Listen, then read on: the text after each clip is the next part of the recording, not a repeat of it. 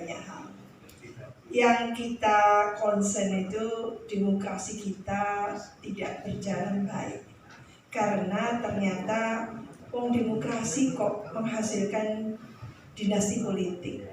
Demokrasi kok paradok menghasilkan calon tunggal.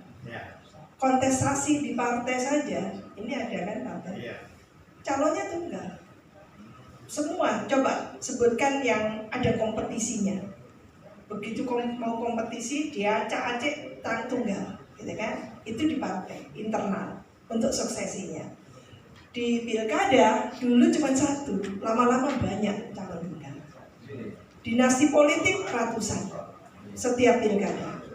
Jadi menurut saya ada yang salah dalam pelaksanaan demokrasi kita. Karena apa?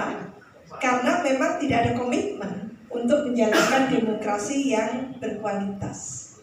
Demokrasi kita ditopang oleh atau ditunjang, dilandasi oleh penegakan hukum yang rapuh. Dan kerusakan penegakan hukum kita sudah kita saksikan bersama. Ini beliau di Komisi 3 tahu persis bagaimana institusi penegak hukum dalam keadaan di titik nadir kemarin itu, dengan kasus Sambo gitu ya, dan bahkan banyak hal gitu. Korupsi kita yang luar biasa. Jadi Bapak Ibu sekalian, teman-teman jurnalis yang saya cintai, demokrasi kita akan batal demi hukum karena memang tidak pernah dilandasi semua tahapan pemilu kita itu oleh ketaatan kita bersama, keterikatan kita pada hukum. Semua dilanggar. Maka ada penyimpangan, pelanggaran terhadap hukum, dan pemilu berakhir distortif. Itu. Nah, ini yang menghasilkan mengapa diskusi di Indonesia itu lebih kental dengan kita itu hampir gitu ya, menyentuh semua lini kehidupan. Dan itu tidak sehat.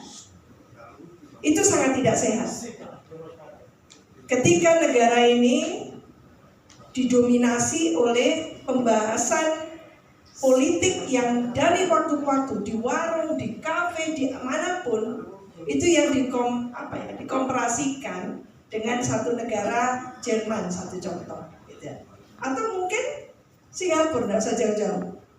Tidak ada di kafe-kafe itu ngomong politik, ngomong ekonomi, pembangunan ekonomi, mengenai teknologi dan sebagainya. Tapi di Indonesia ini selalu diskusinya diwarnai dengan politik.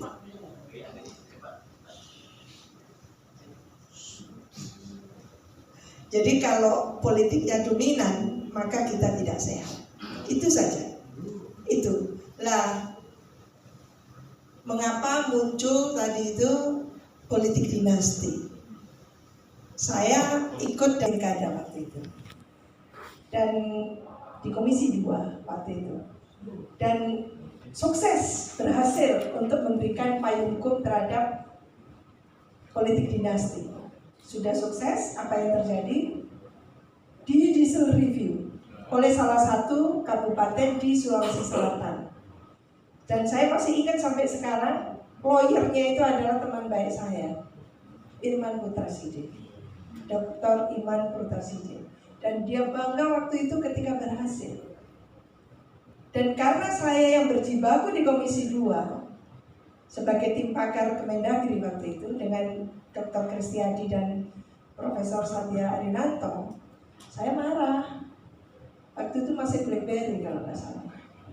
Saya jawab dengan bahasa Inggris, "How dare you?" Saya bilang gitu. Berani-beraninya Anda mengubah itu, saya bilang. Kita capek sekali, saya bilang gitu kan. Jadi saya bukan mengapresiasi, dia merasa sukses karena GR-nya berhasil.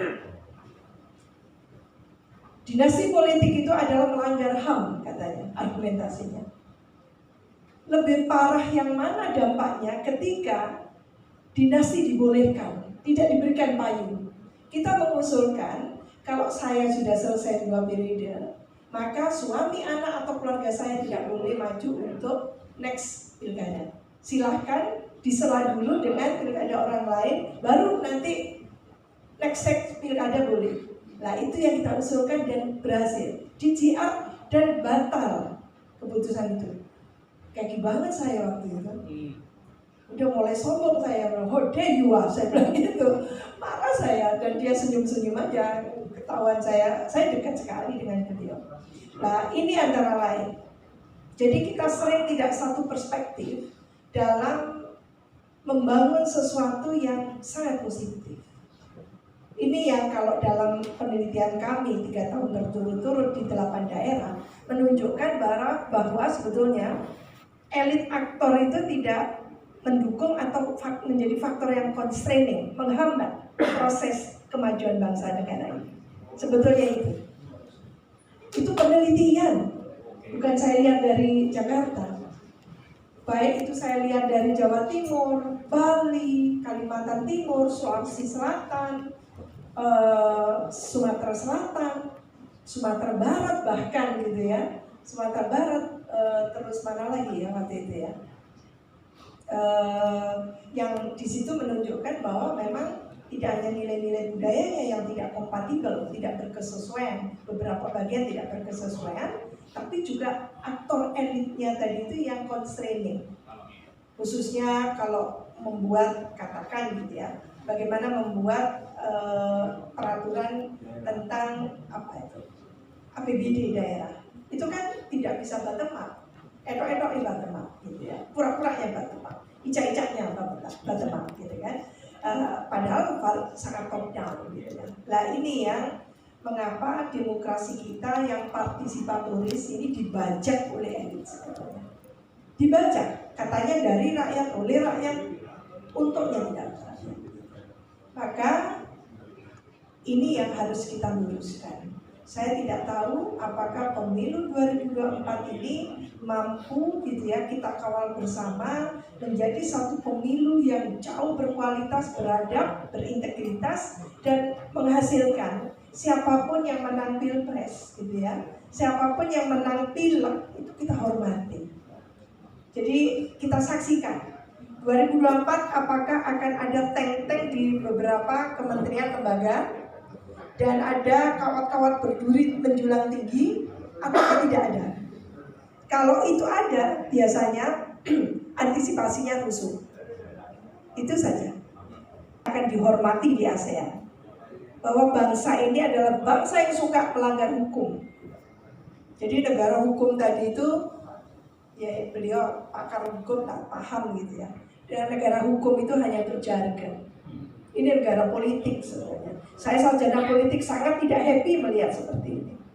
Kita sangat butuh Indonesia dibangun dulu kepastian hukumnya. Jadi rakyat itu taat dan diberikan teladan oleh para elit aktor gitu ya. Bahwa negara ini betul-betul adalah negara hukum dengan tentunya taat kepada hukum tadi itu. Nah kita terus-menerus disuguhi kasus-kasus korupsi gitu ya. Kasus-kasus suap, kasus-kasus kebocoran yang luar biasa, dan ini yang menimbulkan lalu rakyat pun tiru-tiru kan gitu. Kita sedang kering keteladanan. Maka topik ini menjadi sangat relevan.